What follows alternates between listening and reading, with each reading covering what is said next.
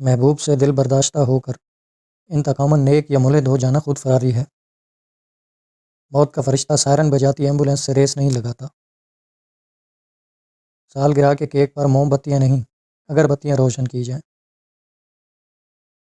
100 روپے کا بھگوان خرید کر اس سے 1 لاکھ والی نوکری مانگنا اخلاقی طور پر جائز نہیں۔ قبضے کی زمین پر چندے سے بننے والی مسجد خدا کا گھر نہیں ہوتی۔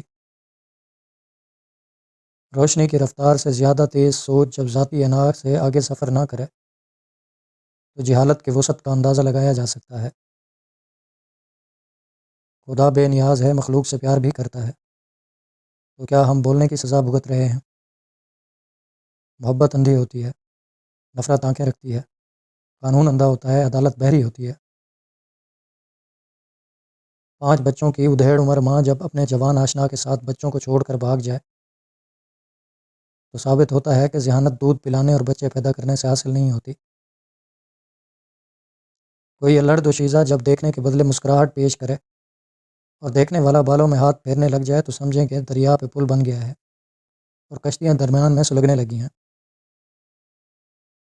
بد فہم لوگ ذہین لوگوں پہ آوازیں کسنے لگیں، جبکہ یہ بات طے شدہ ہے کہ کتوں کی چیخیں خلا کی وجہ سے چاند تک نہیں پہنچ سکتی۔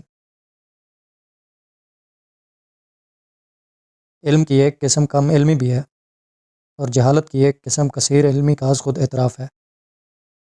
ماں کے دودھ میں چینی کم ہو تو اس میں باپ کا قصور ہے، کیونکہ زمین میں جس قسم کا بیج بویا جاتا ہے وہی فصل اگتی ہے۔ مونچھوں کو بلا ناغہ تیل لگانے اور تاؤ دینے سے اگر مردانگی اور برتری ثابت ہوتی تو مصنوعی ارتعاشی عضو تناسل کبھی ایجاد نہ ہوتے۔